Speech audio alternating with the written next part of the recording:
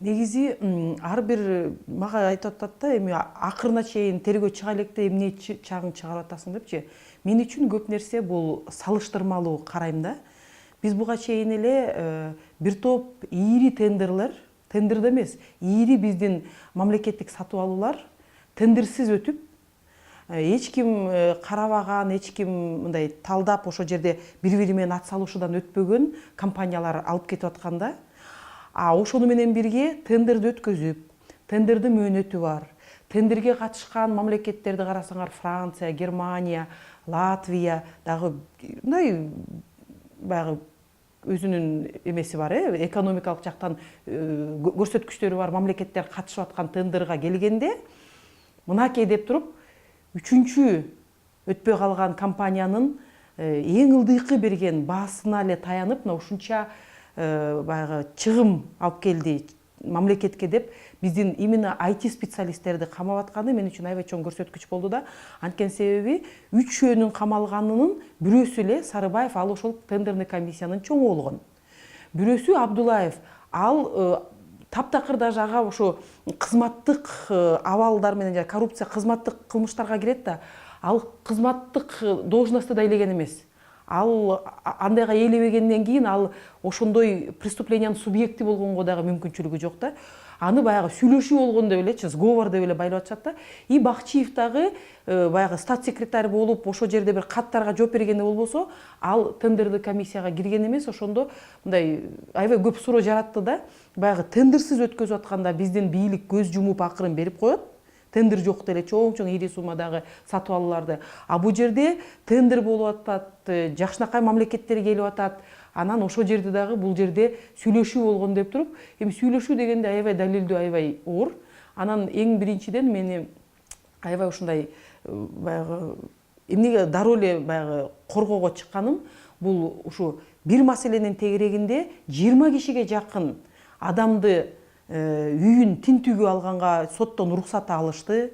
Аларды тинтүүгө алды, андан сырткары баарын баягы эме суракка алып атабыз деп 20 саат, 10 сааттан кармап аткандары мен үчүн аябай таң калыштуу болду. Эртең менен кечкиге чейин кармашып, же суу бербей, же эчтеке бербей, ГКНБга 2 сутка кечинде кое беришет, эртең менен эрте кайрап келип ушинтип сурак жүргүзүп атканы бул мен үчүн ошол жака тиешеси жок. Таптакыр эле ушундай межведомственная комиссия деген бар, ал только ушундай арыздарды деле карайт да. Ошолордун мүчөлөрүнө чейин карап ушундай баягы аябай баягы ушундай бир чоң кылмыш болуп аткандай бир көрсөткүсү келгени мен үчүн аябай чоң суроо жаратты да. Бул аркасында эмне бар депчи. Анан да ички сезим менен деметип атканда, бул жерде жөн суроо эмес, бул атайын жасалып аткан бир нерсе окшойт депчи.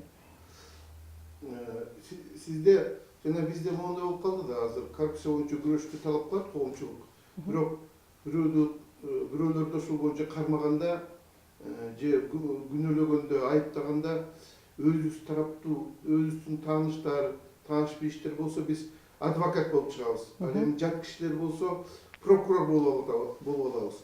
Андай эмес, сиз булар менен тааныш эмессиз да? Жок, мен булардын иши менен эле таанышмын. Анткени себеби бул IT специалисттер Кыргызстанда мындай саналуу эле мамлекеттик деңгээлдеги специалисттер деп билем. 2011-жылы ошол Абдулаев, Догоевдардын командасы Минфиндеги эң чоң чоң платформаны түзүшкөн. Ошонун аркасы менен ар бир айыл өкмөт өзүнүн маалыматын алып турат. Биз алып турабыз бюджеттер каяка кеткен деп. Кийин 2016-15 жылдар жана единый реестр населения деп туруп шайлоого даярдаган программаны да ошолор жасаганда мен иши менен эле, атак алар менен мындай ким экенин мен тааныбайм. Бирок мен үчүн баягы өзүм мен ошо жанагы арыздарды караган комиссияда баягы коомдук жагынан эме болчумун да, мүчө болчумун да. Комиссияда эмес, ошо комиссиянын байкоочу кеңешинде. Анан кийин ушундай чоң нерселер болуп аткандан кийин мен өз арызымды жаздым да, айттым, бул таптакыр туура эмес. Мындай иш боло турган болсо, бул комиссияга да эч ким келбейт, эч ким арызды карабайт деп арыз жазып чыгып кеткем. Но мен чыкканым кичине мурунак чыгып кеткем да. Вот мен чыгып кеткенден кийин ушундай нерселер башталды да, прям ГКНБге суракка чейин алышып, бул нонсенс. Догоев боюнча кандай болду? Аны эмнеге айыптап жатышат? Догоевдуку дагы так эле ушул эле маселе боюнча, ушул паспорт боюнча дагы ба сүйлөшүү болгон деп. Эми элдерге айтат айтып кете турган болсок, ал мындай да, мисалы мамлекетте бир кандай бир аябай маанилүү маселени чече турган болгондо, биздин мамлекеттик кызматкерлер атайын ушундай бир иш-чара уюштуруп, келгиле, көргүлө, Кыргызстан кандай экен, биздин рынок кандай экен, ошол жерге катышкыла деп туруп, даже атайын уюштурушат. А силер ошо чет өлкөгө барып туруп, ошол компаниялар менен кезиккенсиңер деп айыптап атышат да. Андай жолугушуулар толтура эле болот. Тескеринче даже тандай электе жолугушуу болгон, бул туура нерсе. А уже тандап алгандан кийин биздикилер деген Кытайга чейин Тибейге конок болуп баргандарды деле көргөнбүз да. Ошон үчүн бул анан көчө мына маалымат чыгып атат. Ошол эле паспорттор боюнча 2018 жылдын декабрь айында ошол кезекте бир коопсуздук кеңештин мүчөсү болуп турган Идрис Кадыркулов, азыркы УКМКнын чоңу, бир компанияга келгиле Кыргызстанга, башка жакка жасабай, Кыргызстанга өзү чыгаргандай инвестиция тартып келебиз деп, бир компанияны Кыргызстанга алып келип, ошол эле ГРСтин Догоев менен Шайкованы ресторанга чакыртып сүйлөшүү жүргүзгөн экен. А тигил чиновниктер айттыр, биздин мыйзам боюнча биз мындайга бара албайбыз. Мынча ири инвестиция биздин жалпы паспорттун баарын чыгарганга бул өтө кымбатка түшүп калат. Биз мындай чоң кымбатты ири долбоорду мыйзамдан сырткары тартып келе албайбыз деп отказ берген экен да. Мына жарым жыл болду элек, декабрь айында эле да. Ошондо маселе туулат да. Ал кезде уже Кадыркулов УКМКнын чоңу болуп калган. Ал даже мүчөсү болгон күнү дагы ал мамлекеттик органдын ичинде кандай бир стратегиянын негизинде, мына эсептеп көрсөк, дайым эле ошо чет өлкөдөн бастырып жүрбөй, келгиле өзүбүз ушундай ишкана түзөбүз деген стратегиянын алкагында болуш керек да. Андай стратегия эч жерде сүйлөнбөсө, талкууланбаса, анан бир компанияны алып келип алып, келгиле ушуну жасайбыз деген, бул эмне сүйлөшүү эмеспи? Бул даже жанагы коррупцияга, противодействие коррупции деген мыйзамдын 14-чү беренесинде ошо бирөөнү лоббировать этип, же бирөөгө мындай протеже кылган деп билдиргенге түзмө-түз жатат да. Ошондо биздин эмне коррупция менен күрөшө турган, коррупциялык иштер боюнча тергөө жасаган органдын башчысы мамлекеттик органдын башчыларын чакырып алып туруп, бул компания менен сүйлөшүп көрбөйсүңөрбү деген кудум ушуну айтса болот. Бул уже өзүлөрү пресс-релизде айтты, ошондой болгон деп. Ушул кылмышка жатат да. Ага чейин, конкурс болгонго чейин, тендер болгонго чейин биздин кандай бир компанияларга барып, алардын иштери менен таанышып, кезигип жүргөндөрү буну коррупция деп айтпайбыз. Анда эч жерге чыкпай, эч жерде көрбөй эле кантип тендер өткөзөт? Ири чоң нерселерди барып көрүш керек. Мына ТЭЦтикин Тибейге барып, сен кайсын оңдодуң эле деп көрүп койсо, бир дагы ТЭЦ оңдогон эмес. Көрсө аркасында бир да ТЭЦ жок турбай деп айтмак. А эгер берки СМЭК дегенде келгенде 27 ТЭЦ оңдогонбуз десе, барып көрүп келсе деле болмок. Карачы, мына жакшынакай тыкылдап иштеп атат депчи. Ошон үчүн мен ойлойм, бул жерде баягы баары салыштырмалуу да. Анан ошо арыз жазган компаниядагы менин баам кичинекей болгон деп, анан УКМК ошо баага шилтеме жасап туруп, баягы чыгым болуп калды деп атат да. А баага чейин сенин өзүңдүн документ боюнча ушул конкурска катышканга укугуң барбы деген маселе бар да. Ошол эң ылдыйкы демпинговый сумма берген компания, ал даже 5 документин мындай алып келип берген эмес да. Ошол 5 показатель менен ал уже конкурска тиги баа жака чейин жеткен да эмес. Ошон үчүн бул жерде баягы сатып алуунун мыйзамын билген, ушул тармактарда иштеп жүргөн кишилердин көз алдында УКМК бул өзүнүн баягы укуктарынан аша чаап кеткени ачыктан ачык көрүнүп турду да. Ошон үчүн биз укук, мыйзам, процедуралар бузулса, ошолорду айтып, анан мамлекеттик чиновниктерди көбүнчө биз урушабыз го. Бул жерде биз мамлекеттик чиновниктердин коргоого турганга туура келди. Анткени себеби кийин антип корголбосо, анда мамлекетте ким иштейт деген маселе болот да, баарын жошутуп камай берсек. Жана сиз айткан жолугушуу Фрунзе ресторанында 2018 жылы 6 декабрда болгон экен. УКМКнын төрагасы ушу Мамгатты Узматын баш Шайкованы, анан президенттин кеңешчиси Догоевду чакырып, бул компания менен иштешпесиңерби дегендей лобби жасаган экен да. Бул ачыл, муну Шайков айтканда дагы сомнение болуп аткан. Балким болгондур. Качып айтып аткандыр. Бирок УКМКнын өзүнүн пресс-релизинде ошондой жолугушуу болгонун алар бекемдешти. Мындан кийин мындай учурда айрыкча мыйзамдын үстөмдүгү жүргөн өлкөлөрдө дароо мындай деңгээлдеги жетекчилер отставкага кетет да. Ал тургай биздин Кыргызстанда деле мындай учурлар көп болгон. Мисалы үчүн Акаевдин учурунда эсимде Молдошев деген ички иштер министри жашы сөйлөшкөн сөзү чыгып калганда өзү отставкага кеткен. Бизде ушундай азыр биздин УКМК кызматтан кетиши мүмкүнбү? Ушундай маданият калыптанабы бизде? Негизи мен ишенгим келет, кетерине, кетиш керек. Баягы кеткени бул эң жеңил да, мен кеттим жумуштан дегени. А так ага дагы атайын баягы иликтөө жүргүзүлүш керек. Жоопко тартыш керек болуп калат. Жумуштан кетиши бул эң жеңил. Если ошондой маданият калыптансын десе, ал өзү кетип калыш керек. Кетпей турган болсо, анда президент кетиргенге чейин барыш керек. Эгер аны кетирбесе, анда мен буга чейин эле баягы балдарды, IT специалисттерди камап атканда эле бул чоң Кыргызстандагы ушул жылы региондордун өнүктүрүү жана санариптешүү жылына карата чоң жасалып аткан чабуул деп айтып чыккам. Анткени себеби санариптештирүү тармагында аябай чоң акчалар, ири суммалар келип атат.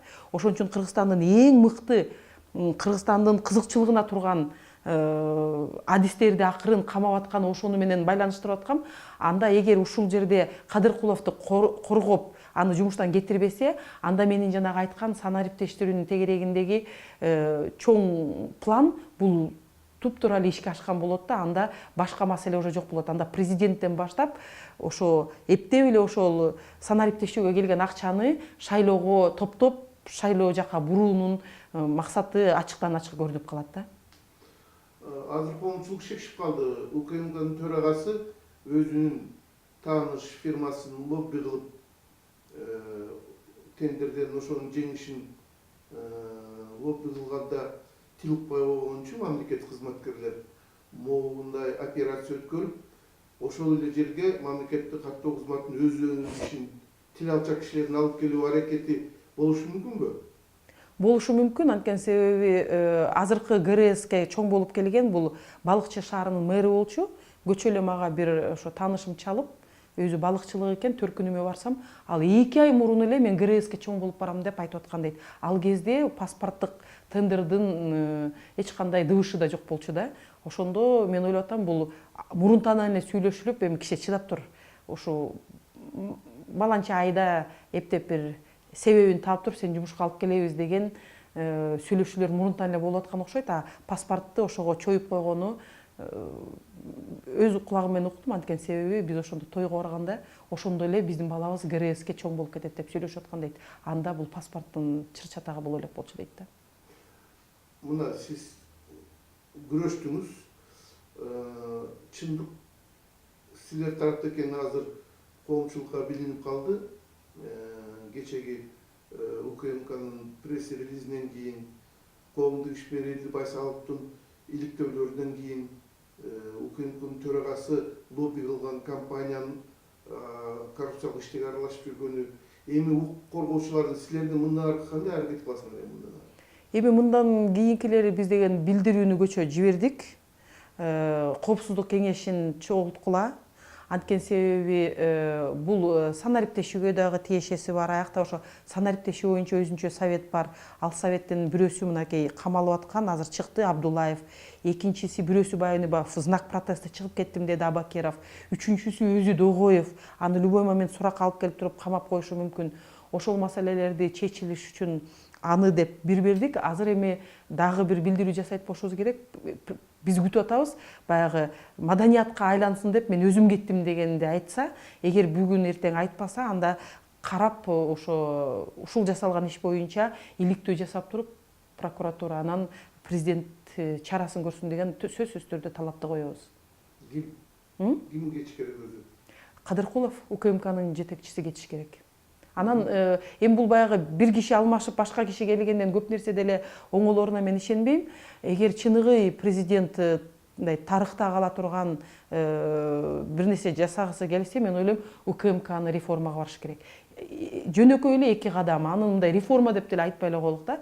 2012-жылы Конституцияга таптакыр туура келбеген кадамды, Атамбаевдин учурунда жасалган кадамды оңдош керек. Бул АКС ГКНБны чыгарыш керек. Коррупция менен эч качан жабык орган күрөшө албайт. Коррупция менен күрөшкөн орган укук коргоо орган болбош керек да. Алар баягы камоо менен алектенбеш керек. Алар жанагы эле декларация, алган кирешелери, ошолор салык төлөндү беле деген маселелер менен алек болуш керек. А экинчиси бул 2016 жылы жана конституцияга өзгөртүү киргизип атканда баягы кызматтык кылмыштардын тергөөнү УКМК жасайт деген норманы да алып салыш керек. Булар эч кандай башка бийлик бутактагы бийликти тергөө жүргүзбөш керек. Ошону менен баягы конституцияда тең салмактуулук бузулуп калып атат. Аны дагы, может быть, атайлап тергөө комитетин түзүп туруп ошол жака берип коюш керек, же конституция өзгөргөнгө чейин. А конституция өзгөрүп калса, балким кайра эле прокуратурага берилеби, же атайын ушундай тергөө комитет болобу, ошого чыгыш керек. Ушул экөөнү жасап койсо, мен ойлойм, Сооронбай Шариповичтин өзүнчө бир тарыхта кала турган бир орду болот да.